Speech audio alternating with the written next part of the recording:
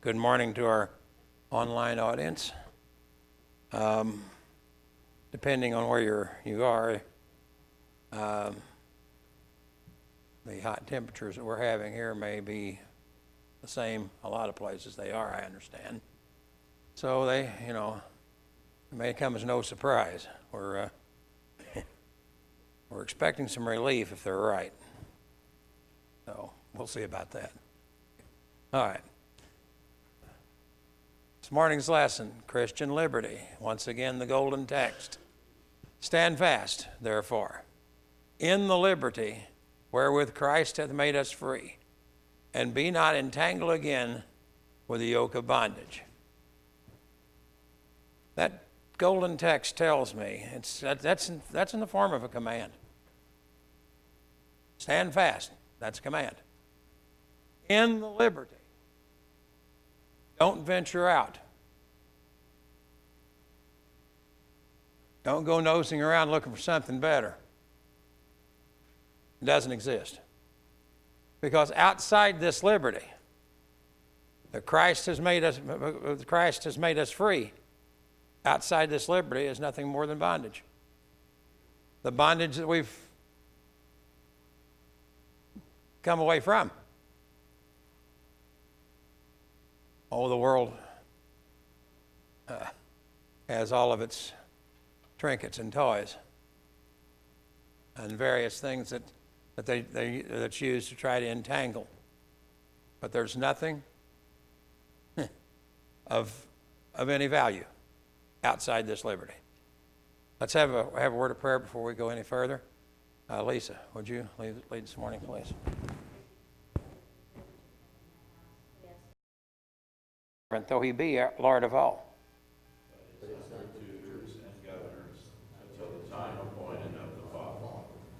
Even so we, when we were children, were in bondage under the elements of the world.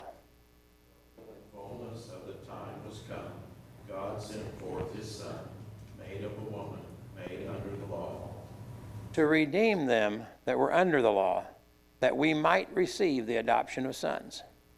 And because ye are sons, God has sent forth the Spirit of his Son into your hearts, crying, Abba, Father. Wherefore thou art no more a servant, but a son, and if a son, then an heir of God through Christ. Howbeit then, when ye knew not God, ye did service unto them which by nature are no God. But now, after that ye have known God, or rather are known of God, how turn ye again to the weak and beggarly elements, whereunto ye desire again to be in bondage? Serve days and months and times and years.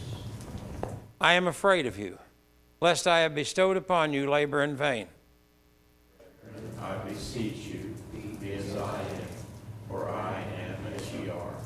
Ye have not injured me at all. Ye know how through infirmity of the flesh I preached the gospel unto you at the first. My temptation which was in my flesh ye despised not, nor rejected, but received me as an angel of God, even as Christ Jesus. Where is then the blessedness you spake of? For I bear you record that, if it had been possible, ye would have plucked out your own eyes and have given them to me. Am I therefore become your enemy, because I tell you the truth? This is a continuation of the last chapter, where Paul has put forth the arguments why the Galatians should not be seeking elsewhere to find the glory of God. Now he turns his direction just a little bit to show us our condition before the gospel, prior to the gospel. Now I say that the heir, as long as he is a child, differeth nothing from a servant, though he be Lord of all. Now this was a culture that was rife with monarchies, emperors, kings, and the like. They didn't vote on those people. We Americans like to vote. Well, it seems that we like to vote. We vote on just about everything, I think, and that's okay, at least politically speaking. I wouldn't want it any other way. But this was a time period where that didn't happen, okay? So, usually an emperor or a king, he had children, and those children ruled as he did. Is that what it says? No. They were different. They were different, nothing from the servants that were in the house. Though they were Lord of all, there was going to be a day when they would rule just as their father was ruling. Now, in some cases, the king died early, leaving the next in line as a small child.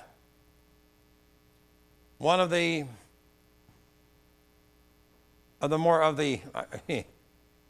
historians say that modern history began in 1500. That doesn't sound very modern to me, but let's roll with it. It'll work. One of the monarchs of continental Europe, one of the most powerful that there ever was Louis XIV of France. He actually became king when he was, technically speaking, 4 or 5 years old. But did he rule? No.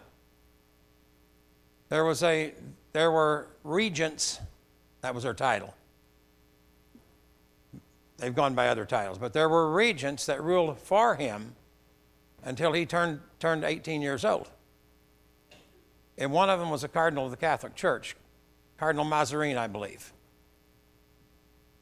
who, when Louis became 18 years old, took him aside and he said, now that you're king, make sure that you never entrust anybody with the power that I've had. And Louis took him to heart. He ruled France and tried to rule Europe with an iron hand. And he ruled for 50 plus years after he became an adult. Actually, for 71 years from the time his father passed. He was able to stay on the throne long enough to outlive his son, his next in line, and his grandson, the next one after that. So when he finally passed in the early 1700s, it was his great-grandson that became the next king of France. I'm sorry? Joash in the scripture was 7. And he was under a tutor in the high priest. Okay? And did well as long as the high priest lived, the scripture tells us.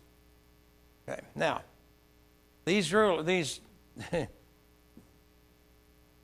heirs, I sort of lost the word there for a moment. The heirs, when they're children, have no more authority than a servant, the verse first tells us, but is under tutors and governors until the time appointed of the father. When the father, the king, says that it's time for the son to take over, that's when it happens and not a moment before. Even so we, when we were children, were under bondage under the elements of the world. Well, that's the way it was for me. And for most of you. And I hope for our coming generation, but I'm not so sure. I didn't get away with sassing either one of my parents. Nor should I have.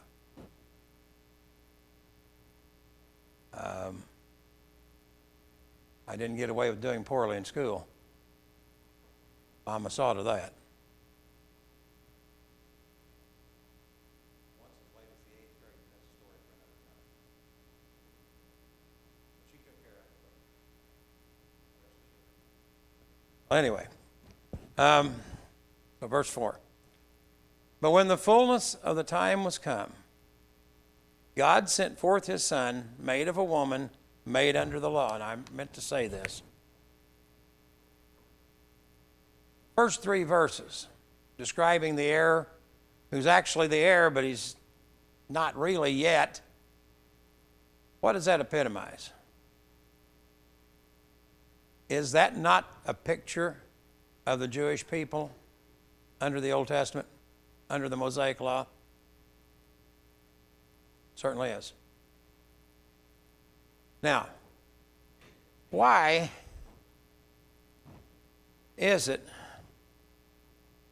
that that system was instituted first, only to be replaced by Christian liberty? What was God's purpose? And he certainly had one. Now, what occurs to me, and it's probably not the entire thing, if it's anything at all, what did God inherit from the people as they came out of Egypt? How much did they know? No, they didn't. How long had they been in Egypt under bondage? 400 years. How many generations had come and gone? Plenty. No point in trying to figure it out necessarily, unless you do it quickly. All right. Several generations had come and gone. Knowledge of God that the patriarchs had brought into Egypt all those many years before had waned. In order for the people of the Jewish people to be the nation that God wanted them to be, I suppose we'd say basically he had to start from scratch. He had to teach them obedience before they would learn, before they could use liberty. Liberty was of no value to these people until they learned to obey. And the obedience had to be reasonably minute. There's so many principles of the Mosaic Law, but every one of them, I think I can safely say this, all the various rites and rituals were a picture of what was to come. All the blood sacrifices were a picture of what was to come. And I'm sure, but folks, I'll be honest with you. I'm not saying this in any braggadocious way. I tackle the book of Leviticus once a year.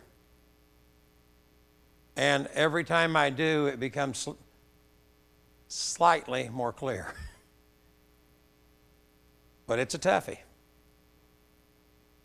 Okay? It's not an easy read. That and anything else to do with the law.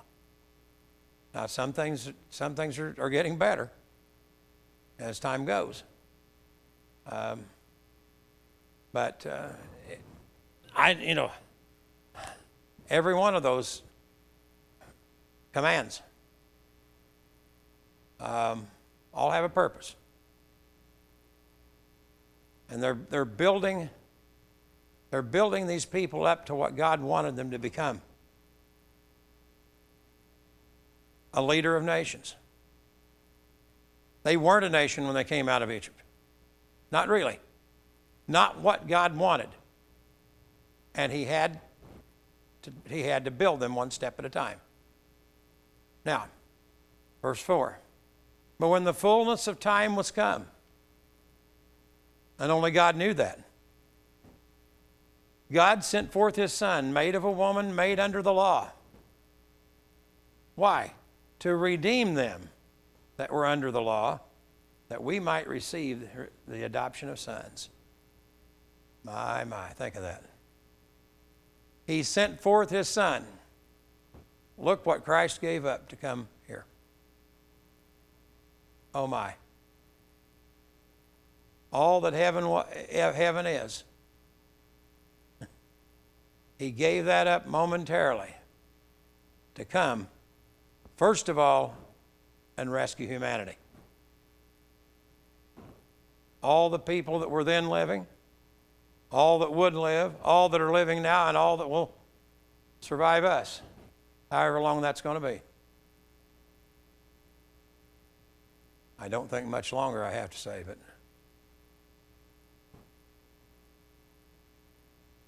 we've said before, live like it's going to happen instantaneously, because it could. Well, I actually think that's not strong enough, because it will, either individually or collectively. You know and I know that one day, one breath, whether it's going to be a breath that we draw, it's going to be our last. And that's about as instantaneous as you get. So that's how we need to live.